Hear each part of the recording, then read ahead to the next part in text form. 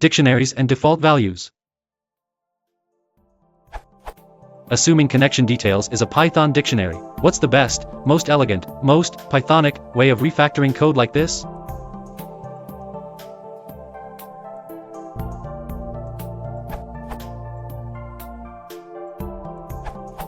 Like this.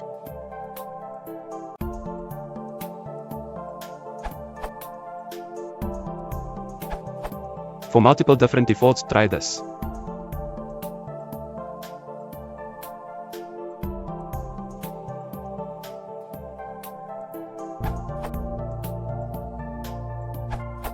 While .get is a nice idiom, it's slower than if-else, and slower than try except if presence of the key in the dictionary can be expected most of the time.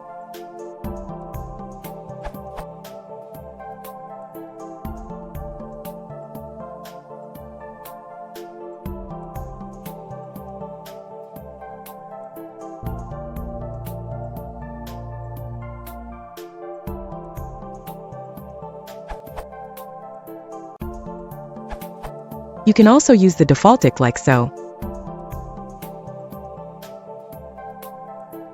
You can pass any ordinary function instead of lambda.